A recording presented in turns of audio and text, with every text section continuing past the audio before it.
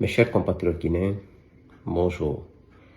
Ce dimanche 17 mai 2026, les 9h24, heure de Boston. Cette petite vidéo, c'est pour un petit rappel. D'abord, j'ai une pensée forte ce matin à toutes les personnes qui ont été kidnappées, enlevées, emprisonnées injustement, arrêtées et emprisonnées injustement, et les personnes qui ont été forcées à l'exil. Vous savez, mes chers compatriotes, ce matin, ce 17 mai 2026, ça fait 2 ans que nos amis Oumar Sila Foneke Mangué, Biloba ont été enlevés. Et le président du parti modèle, M. Ali Ouba, ça fait 1 an et demi qu'il a été arrêté, emprisonné. En décembre, il aura 2 ans d'emprisonnement. Pour motif, ils disent que Ali Ouba a tenu des propos offensants au chef de l'État. Nous savons tous que Ali Ouba n'est pas un homme qui insulte, qui diffame, mais qui est très correct dans sa communication.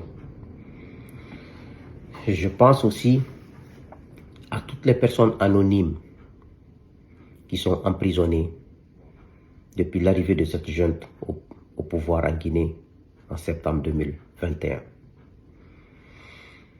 Et mes chers compatriotes, dans cette vidéo, je vous parlerai de 2 personnes. D'abord, du cardinal Robert Sarah, cet homme de foi de Dieu qui est guinéen. Tous les Guinéens de toute confession confondue l'aiment, le respectent. Pourtant, il n'est pas milliardaire, il n'est pas millionnaire, mais c'est un homme de foi, un homme de principe, un homme de valeur. Tout ça, ce sont des exemples pour nous dire que ce n'est pas l'argent ou le matériel qui font respecter un homme. Ce sont des valeurs qui font qu'on te respecte, on t'aime et on est prêt à mourir pour toi. Le matériel ne fait jamais ça. Mais malheureusement aujourd'hui en Guinée, le matériel est devenu synonyme de réussite, de bénédiction. Mais vous allez regarder dans toute la nation guinéenne, toutes les personnes qui sont riches, dans toutes catégories confondues. D'ailleurs, les plus grands riches, excepté les hommes d'affaires et les commerçants qui se sont battus durant des années pour arriver là, ces soi-disant hauts cadres et fonctionnaires qui se font riches. Les gens font semblant de le respecter, mais personne ne les aime, personne ne le respecte. Commencez par le président jusqu'au dernier fonctionnaire. La deuxième personne, c'est Nelson Mandela. Après 27 ans de prison,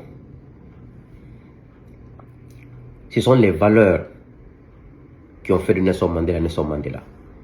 Nelson Mandela n'a jamais été cité parmi les millionnaires du monde, ou parmi les milliardaires du monde, ou parmi les milliardaires de l'Afrique, ou parmi les millionnaires de l'Afrique, mais il est cité en exemple dans tout ce qu'on dit parce qu'il a incarné des valeurs. Il a insisté sur la justice, insisté sur la vérité, insisté sur les principes et les valeurs. Quand tu vas dans les universités américaines, il y a la photo de Mandela partout. Moi, chez moi à Boston, ici, dans les rues, la photo de Mandela. Sinon, ceux qui vivent aux États-Unis peuvent témoigner. L'Amérique est l'un des coins les plus fermés au monde. Mais ils ont été très intelligents. Ils n'imposent rien, mais ils créent des situations qui font que leur population se contente de ce qui se passe aux États-Unis. Ça fait 16 ans que je vis aux États-Unis. Tu n'entendras jamais une musique étrangère dans les radios américaines. Ça, c'est de la fermeture. Mais ils ont été intelligents. Ils créent des choses pour occuper leur population. À la télé américaine, tu ne verras pas les images d'ailleurs. Ils n'interdisent rien. Ils laissent tout le monde faire ce que tu veux. Mais eux, ils créent des situations, des choses qui font occuper leur population, qui font croire que l'Amérique est le paradis au monde. Et ils n'ont pas joué par la force pour travailler sur l'esprit des gens. Ils ont créé des situations. Donc, voir un Mandela partout, dans les universités, dans les trucs. Les Américains, quand tu demandes des choses, ils ne connaissent même pas. Mais ils te parlent de Mandela. Qu'est-ce qui fait ça? Ce sont des valeurs. Donc, mes chers compatriotes, ne pensez pas que nous qui défendons aujourd'hui, qui exigeons en Guinée, que nous ayons un état de droit, que nous ayons la justice au service de tous, non au service d'un petit groupe, ni d'un président, ni d'un pouvoir. Nous exigeons la bonne gouvernance. Nous disons qu'il faut éradiquer la corruption et le détournement des deniers publics. Ne pensez pas que notre combat est un combat vain, qu'on n'aura pas de résultats. Si, on aura des résultats. Mais la vie est une question de patience. Quand tu ne patientes pas dans la vie, quand tu penses que tu te lèves le matin, tu auras ça le soir, soit tu deviendras escroc, soit voleur, soit tu finiras mal. Et ce qui fait que chez nous, les pouvoirs successifs qui se sont succédés chez nous, on ne voit personne comme une référence. Qu'est-ce qui fait ça? C'est parce que ceux qui nous ont gouvernés, des Guinéens qui ont eu la chance d'être président, premier ministre, les hauts cadres, s'ils avaient incarné ces valeurs, aujourd'hui, les Guinéens, la jeunesse comme nous, on allait voir des gens comme des références. Un pays où il n'y a pas de référence. On peut dire que la seule personne de référence en Guinée, donc comme je l'ai dit, toutes les confessions religieuses et toutes ethnies confondues respectent et aiment, c'est le cardinal Robert Sarah. C'est dû à son comportement. C'est le comportement qui fait aimer un homme. Ce sont les valeurs qui font que tu as des adeptes.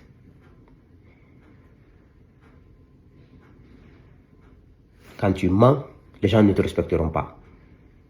Ils peuvent avoir peur de toi et ne te respecteront pas. Quand tu triches, les gens ne te respecteront pas. Quand tu ne respectes pas ta parole donnée, les gens ne vont jamais te respecter. Donc, tous les Guinéens qui défendent des valeurs, qui défendent la vérité, la justice et les principes, soyez sûrs qu'on aura notre résultat. Ne vous découragez jamais. Ce qui se passe aujourd'hui en Guinée, ça s'est déjà passé avec les pouvoirs successifs. Le résultat était comment? Zéro. On a vu l'engouement, il n'y a même pas 4 ans, il n'y a même pas 6 ans, 7 ans de cela. Les mêmes engouements se passaient sur notre territoire. On voyait l'argent public être dilapidé par des Guinéens, croyant qu'ils sont sur la bonne voie, dans le mensonge, dans la malhonnêteté, dans la tromperie, dans l'abus, dans l'injustice. Comment ils ont fini? Donc ne vous découragez jamais. Ne pensez pas que c'est raté, c'est pas raté. Nous allons gagner le combat. Et toutes ces personnes aujourd'hui, hier j'étais au parc avec mes enfants. Quand je vais au parc avec mes enfants, quand il y a le soleil, je pense à Fonik et à Bilo. Je pense à Marwan Kamara. Je pense à Aliouba, le président du Morel qui est en prison. Je pense à toutes ces personnes qui sont injustement arrêtées, emprisonnées par la junte au pouvoir en Guinée. Je pense à toutes ces personnes qui sont injustement arrêtées et emprisonnées et kidnappées par la junte au pouvoir en Guinée. On ne peut pas les abandonner. On ne peut pas abandonner ces gens. On ne peut pas se décourager parce que ça finira par ça. L'exemple pratique.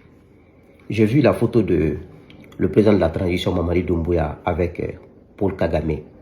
j'ai vu ça, je pense, vendredi, que j'ai vu sur la page de Paul Kagame. Mamadi portait un joli bazin, bara. C'est la première fois que je vois un habillement en lui que j'apprécie.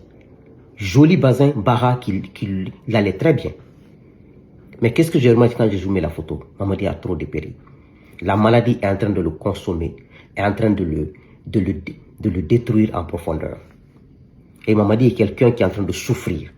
Tu sens, il porte un joli bazin, mais ça lui va, il est en train de dépérir. Il a même maintenant le même corpulence que Paul Kagame.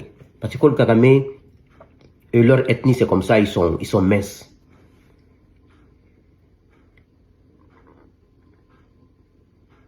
Ils sont minces. Mais regardez la photo entre lui et Paul Kagame. Il a dépéri, il n'y a même pas de différence entre lui et Paul Kagame. On m'a dit qu'il était robuste. Tout ça, ça doit nous enseigner. Mais chez nous, on parle de Dieu dans la bouche, ce n'est pas dans le cœur. On aime parler des versets du Coran comme si nous sommes les plus honnêtes ou les plus religieux au monde. Mais notre cœur est noir. Parce que pour moi, toute personne qui supporte l'injustice, qui ferme les yeux sur la vérité, qui acclame le mensonge, qui accompagne les mauvaises choses qui n'ont pas de résultat. Même quand tu récites le Coran devant moi, ou tu vas à la Mecque 1000 fois, je ne te considère même pas. Ou même quand tu vas à l'église, tu passes ton temps à prier à l'église, je ne te considère même pas. Moi, les hommes qui me séduisent, les hommes qui me font rêver, c'est ceux qui disent la vérité en tout lieu, en tout temps. Ceux qui refusent d'applaudir le mensonge et la manipulation dans le mauvais sens.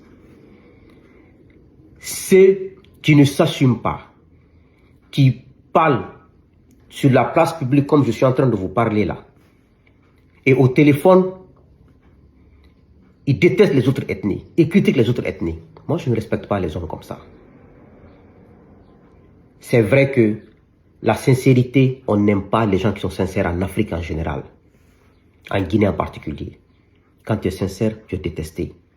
Quand tu dis la vérité, tu deviens une menace. Tu deviens un homme à abattre. C'est vrai que on considère ça en Guinée comme un défaut. Mais je vous rassure, soyez vous-même. Sachez une chose, la transition de Doumbouya tombera. D'une manière ou d'une autre. Ces gens-là paieront le prix de l'injustice qu'ils sont en train de s'aimer dans ce pays. Des détournements qu'ils sont en train de faire dans ce pays. Ils paieront ce prix. D'une manière ou d'une autre. Restons sereins. Restons justes. Restons courageux. Et restons déterminés. Ça finira par cette vérité. Leur pouvoir est fragile tous les jours que Dieu fait. Le pouvoir ne fait que se fragiliser. Ils font semblant de gouverner. Ils font semblant de bien faire. Ils pensent que nous, on va être trompés dans l'émotion, par des goudrons, par des immeubles, par des trucs. C'est pas ça une nation.